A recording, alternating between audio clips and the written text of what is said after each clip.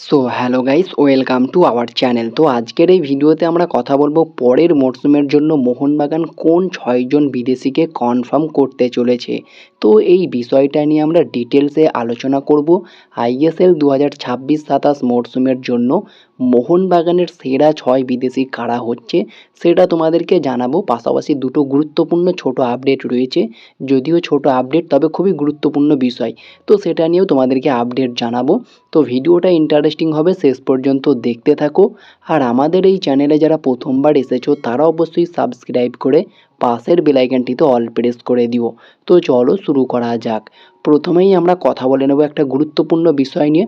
তো যেমনটা গত ভিডিওতে তোমাদেরকে জানিয়েছিলাম, মোহনবাগান তাদের যে ভারতীয় প্লেয়ার রয়েছে যারা মেনলি ন্যাশনাল টিমে সুযোগ পেয়েছিল, 7 জন প্লেয়ার, তারা কিন্তু ন্যাশনাল ক্যাম্পে যোগও দিয়েছিলেন, অনুশীলনও শুরু করেছিলেন। তবে গতকালকেই কিন্তু সেই 7 জন প্লেয়ারকে ডেকে নিয়েছে মোহনবাগান ম্যানেজমেন্ট। আর সেই বিষয়টা নিয়ে একটু ধোঁয়াশা ছিল, আমি জানিয়েছিলাম কী কারণে এমনটা হয়েছে সেটা জানা নেই। তবে যেমনটা আপডেট বেরিয়ে আসছে বর্তমান সময়ে, মোহনবাগান সুপার জায়ান্ট এআইএফএফকে জানিয়েছিল এই খেলার ফলে যদি কোনো ভারতীয় প্লেয়ার, মানে মোহনবাগানের যে প্লেয়ার রয়েছে, তারা যদি ইনজোর্ড হয়ে যায় তাদের দায়িত্ব কি তারা নেবে, মানে ইনজোর্ড হয়ে গেলে পুরোপুরি সুস্থ হওয়ার যে খরচ তারা কি বহন করবে।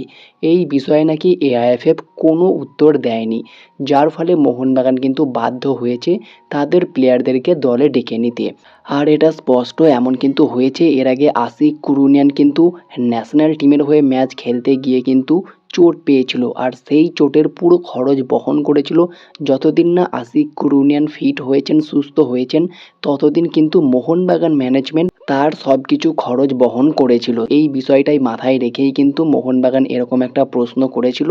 তবে গতকালকেই সন্ধ্যার দিকে আরও একটা আপডেট বেরিয়ে আসে। মোহনবাগান সুপার জায়ান্ট যে দাবিটা করছে, মানে তারা এআইএফএফকে বলেছিল যে কোনো প্লেয়ার চোট পেলে তার খরচ বহন করবে কি এআইএফএফ, তো সেই বিষয়টা পুরোপুরিভাবে অস্বীকার করছে সর্বভারতীয় ফুটবল ফেডারেশন অর্থাৎ এআইএফএফ। এআইএফএফ কিন্তু অনেকটা বিরক্তও ফিল করেছে মোহনবাগান তাদের প্লেয়ারদেরকে না ছাড়ায়। তো এই বিষয়টা নিয়ে পরবর্তীতে কী কতদূর জল গড়ায় সেটাই দেখার একটা বড় বিষয় থাকবে।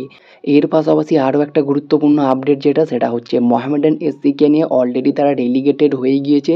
তবে সেখানেই তোমাদেরকে জানিয়েছিলাম গত ভিডিওতেই, মোহামেডান কর্মকর্তারা নওশাদ সিদ্দিকী, হুমায়ুন কবির এবং আরও একজনকে কিন্তু চিঠি দিয়ে জানিয়েছিলেন নতুন কোনো ইনভেস্টর আসতে চাইলে 13 কোটি টাকা ক্লাবের দেনা রয়েছে সেটা শোধ করে দিলেই তারা 61% ক্লাবের শেয়ার ছেড়ে দেবে। তবে গতকালকেই মোহামেডান এসসি ক্লাবের বাইরে কিন্তু অনেক সমর্থকরা ভিড় করে এবং ক্লাবের গেটে তালাও দিয়ে দেয়। তাদের দাবি এটাই, যারা দেনা করেছে তারাই শোধ করবে এবং নতুন ইনভেস্টর আসবে কি আসবে না সেটা পরের বিষয়। তো ক্ষুব্ধ হয়ে সমর্থকরা মোহামেডান এসসি ক্লাবের গেটে তালা লাগিয়ে দিলেন। তো খুবই একটা খারাপ বিষয়। আশা করব মোহামেডান এসসি ক্লাবের সমস্ত সমস্যা মিটে যাবে। তো যদি মেন টপিকে ফিরে আসি, যে বিষয়টা নিয়ে মেনলি আমরা আলোচনা করব সেটা হচ্ছে পরের মরশুমের জন্য মোহনবাগানের কোন 6 জন বিদেশি কনফার্ম হতে চলেছে।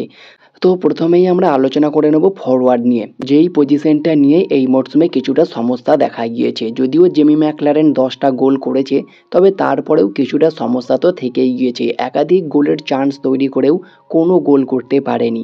তো সেই সমস্যার সমাধান করতেই কিন্তু মোহনবাগান ম্যানেজমেন্ট ইতিমুহূর্তেই মাঠে নেমে পড়েছে। তো পরের মরশুমের মোহনবাগানের ফরওয়ার্ড হিসাবে যাদেরকে আমরা দেখতে পেতে পারি, 6 বিদেশির মধ্যে 2জন বিদেশি ফরওয়ার্ড থাকবে। 1 নম্বর যে বিদেশি ফরওয়ার্ড থাকবে সেটা হচ্ছেন জেমি ম্যাকলারেন। আর জেমি ম্যাকলারেনকে নিয়ে যদি আমরা কথা বলি, তিনি একজন 32 বছর বয়সী অস্ট্রেলিয়ান সেন্টার ফরওয়ার্ড। বর্তমান মার্কেট ভ্যালু 6.8 কোটি টাকা। চলতি মরশুমে তিনি 13 ম্যাচে 10টা গোলও করেছেন মোহনবাগান জার্সিতে। আর তার সঙ্গে আরও 2 বছরের চুক্তি রয়েছে মোহনবাগানের, যার ফলে তিনি মোহনবাগানে কন্টিনিউ করছেন। তো 1 নম্বর বিদেশি হিসাবে এই জেমি ম্যাকলারেন সেন্টার ফরওয়ার্ড পজিশনে থাকছেন। 2 নম্বর যে বিদেশিরা সেটা আরও একজন সেন্টার ফরওয়ার্ড, আর খুব সম্ভবত সেটা একটা নতুন নাম হতে চলেছে। জেসন কামিংস দল ছাড়ছে অলরেডি, তারা কিন্তু ইন্ডিয়া ছেড়ে তাদের দেশে ফিরে গিয়েছেন। আর খুব সম্ভবত জেসনের আর ইন্ডিয়াতে ফিরে আসার চান্স নেই, যেটা জেসন নিজেই জানিয়েছেন। তো 2 নম্বর বিদেশিটা একটা নতুন বিদেশি হতে পারে। তো সেখানে একজন সেন্টার ফরওয়ার্ড হিসাবে যে নামটা বর্তমানে ঘোরাঘুরি করছে ট্রান্সফার মার্কেটে, সেটা হচ্ছে আলাদিন আজারাই। আর আলাদিন আজারাই একজন 33 বছর বয়সী মরক্কান সেন্টার ফরওয়ার্ড। আর সেন্টার ফরওয়ার্ডের পাশাপাশি লেফট উইঙ্গার এবং রাইট উইঙ্গার দুটো পজিশনেই তিনি খেলতে পারেন। বর্তমান মার্কেট ভ্যালু 2.8 কোটি টাকা। নর্থ ইস্টের হয়ে লাস্ট ইয়ার দুর্দান্ত পারফরমেন্স করেছিলেন। 25 ম্যাচে 30টা গোল কন্ট্রিবিউশন তিনি করেছিলেন, 23টা গোল 7টা অ্যাসিস্ট। আনবিলিভেবল পারফরমেন্স করেছিলেন। আর আলাদিন আজরাইকে নিলে মোহনবাগান দুটো পজিশন কিন্তু দারুণভাবে কভার আপ করে দেবে এই আলাদিন একাই। একটা হচ্ছে জেসন কামিংস আর একটা হচ্ছে রবসন। দুটো পজিশনেই আলাদিন কিন্তু দুর্দান্ত খেলে থাকেন। সেন্টার ফরওয়ার্ড, লেফট উইঙ্গার দুটো পজিশনেই কিন্তু নর্থ ইস্টের হয়ে দুর্দান্ত খেলেছেন এই আলাদিন আজারাই। তো মোহনবাগানের 2 নম্বর বিদেশি যদি এই আলাদিন আজারাই হয় অনেক বেটার হবে। ফরওয়ার্ড পজিশনে আর কোনো রকম সমস্যা থাকবে না, গোল সমস্যায় ভুগতে হবে না বিশেষ করে। এরপরে যদি আমরা চলে আসি মিডফিল্ডে, তো সেখানেও আমরা দুজন বিদেশিকে দেখতে পারবো। একজন প্রপার সেন্ট্রাল মিডফিল্ডার আর একজন সেন্ট্রাল অ্যাটাকিং মিডফিল্ডার, যিনি মেনলি প্লে মেকারের কাজটা করবে অ্যাজ এ নাম্বার 10 হিসাবে। তো 3 নম্বর বিদেশি হিসাবে এমন একজন প্লেয়ার আসবে, তিনি একজন প্রপার অ্যাটাকিং মিডফিল্ডার, যিনি মেনলি দিমিকে রিপ্লেস করবে। আর সেটা মেনলি ইজেকুয়েল ভিদাল অর্থাৎ পুলগা ভিদাল, এরকম একটা প্লেয়ার হতে হবে। এই টাইপেরই কোনো প্লেয়ারকে মোহনবাগান টার্গেট করছে। আর এই ইজেকুয়েল ভিদাল অথবা পুলগা ভিদালকে নিয়ে যদি আমরা কথা বলি, তিনি একজন 30 বছর বয়সী আর্জেন্টিনার অ্যাটাকিং মিডফিল্ডার। অ্যাটাকিং মিডফিল্ডের পাশাপাশি লেফট উইঙ্গার এবং রাইট উইঙ্গার দুটো পজিশনেই তিনি খেলতে পারেন। বর্তমান মার্কেট ভ্যালু 3.6 কোটি টাকা। আইএসএলে পাঞ্জাব এফসির হয়ে তিনি খেলেছেন, দুর্দান্ত খেলেছিলেন সেই মরশুমে, 8টা গোলও করেছিলেন তিনি। এবং তিনি মেনলি মাদি তালালের রিপ্লেসমেন্ট হিসাবে পাঞ্জাবে এসেছিলেন আর দারুণ নজরও কেড়েছিলেন। চলতি মরশুমে তিনি ইন্দোনেশিয়ান সুপার লিগের ক্লাবে খেলছেন, সেখানেও তিনি 8টা গোল 3টে অ্যাসিস্ট করেছেন। আনবিলিভেবল একটা প্লেয়ার, দুর্দান্ত স্কিলফুল প্লেয়ার এবং তার খেলা কিন্তু খুবই ভালো লাগে পার্সোনালি আমার। তো 3 নম্বর বিদেশি হিসাবে মোহনবাগান এরকমই একজন প্লে মেকারকে নিতে চাইবে। আর 4 নম্বর বিদেশি হিসাবে মোহনবাগান মেনলি একজন সেন্ট্রাল ডিফেন্সিভ মিডফিল্ডারকে নিতে চাইবে, যিনি ডিফেন্সিভ মিডফিল্ডার বা সেন্ট্রাল মিডফিল্ডার পজিশনটাতে দুর্দান্তভাবে খেলবে। মেনলি জনি কাউকো রোলটা প্লে করবে, যেটা এর আগে জনি কাউকো দুর্দান্তভাবে করেছিল হাবাসের আন্ডারে। তো সেই পজিশনে এই মুহূর্তে একটা দারুণ অপশন কিন্তু রয়েছে, সেটা হচ্ছে সল ক্রেসপো। জানি না এই ডিলটা কতটা ভালো হবে, তবে বয়সটাও খুবই কম, 29 বছর বয়স। ইস্ট বেঙ্গলের হয়ে খেলছিলেন তিনি, আর ইস্ট বেঙ্গল তাকে ছেড়ে দিতে চলেছে। আর সল ক্রেসপোকে নিয়ে যদি আমরা কথা বলি, তিনি একজন 29 বছর বয়সী স্প্যানিশ সেন্ট্রাল মিডফিল্ডার। বর্তমান মার্কেট ভ্যালু 2.8 কোটি টাকা। তো ইস্ট বেঙ্গল যেহেতু তাকে ছেড়ে দিচ্ছে, মোহনবাগান কিন্তু এই টাইপের একজন প্লেয়ারকে নিতে চাইবে, যিনি মেনলি মাঝমাঠের খেলাটা তৈরি করবে এবং ওপরে তো আর একজন প্রপার অ্যাটাকিং মিডফিল্ডার লাইক পুলগা ভিদালের মতো প্লেয়ার থাকবে। দুজন কিন্তু মাঝমাঠটাকে পুরোপুরিভাবে নিয়ন্ত্রণ করতে পারবে। তো এই টাইপেরই একজন প্লেয়ারকে চাই, সেটা সল ক্রেসপো হোক বা সল ক্রেসপোর মতো অন্য কোনো প্লেয়ার হোক, তবে যেন জনি কাউকো রোলটা প্লে করে, পিছন থেকে যে থ্রু বলগুলো বাড়ায় এবং মাঝমাঠের যে খেলাটা তৈরি করে, এরকম একটা দায়িত্ববান ফুটবলারকে নিতে হবে, যেটা লাস্ট দুটো মরশুমে আমরা মোহনবাগানে দেখতেই পাচ্ছি না। তো 4 নম্বর বিদেশি হিসাবে এই টাইপের একজন প্লেয়ারকে লাগবে, যিনি মেনলি সেন্ট্রাল মিডফিল্ডে খেলতে পারবেন। আর যদি এরপরে আমরা চলে আসি ডিফেন্সিভ রোলে, তো সেখানে আরও দুজন বিদেশি থাকবে। তো 5 এবং 6 নম্বর এই দুটো বিদেশিতে থাকবে। অবশ্যই 5 নম্বর বিদেশি হিসাবে থাকবেন আলবার্তো রড্রিগেজ, যার কাছে অলরেডি একটা অফার রয়েছে। মোহনবাগানের একটা মৌখিক আলোচনাও হয়ে গিয়েছে, মোহনবাগানের সঙ্গে 2 বছরের চুক্তি হতে চলেছে। আর আলবার্তো রড্রিগেজকে নিয়ে যদি আমরা কথা বলি, তিনি একজন 33 বছর বয়সী স্প্যানিশ সেন্টার ব্যাক, যার বর্তমান মার্কেট ভ্যালু 1.8 কোটি টাকা। মোহনবাগানের হয়ে সবচেয়ে ব্রিলিয়ান্ট খেলেছে এই আলবার্তো, আর তাকে নিয়ে নতুন করে বলার কিছু নেই। অলরেডি একটা লিগ শিল্ড ট্রফিও জিতেছেন তিনি। মলিনার আন্ডারে বেশ দুর্দান্ত নজর কেড়েছিলেন এবং এই মরশুমটাতেও তিনি ব্রিলিয়ান্ট খেলেছে। তো অবশ্যই 5 নম্বর বিদেশি হিসাবে এই স্প্যানিশ সেন্টার ব্যাকের ওপরেই ভরসা করবে মোহনবাগান ম্যানেজমেন্ট। আলবার্তো রড্রিগেজই কিন্তু মোহনবাগানের 5 নম্বর বিদেশি থাকবে। আর 6 নম্বর যে বিদেশিরা, সেটা হচ্ছে সমীর জেলজোকোভিচ, যাকে বর্তমানে মোহনবাগান টার্গেট করছে। খুবই কোয়ালিটি একজন প্লেয়ার, মেনলি সেন্টার ব্যাক এবং ডিফেন্সিভ মিডফিল্ডার দুটো পজিশনেই তিনি খেলতে পারেন।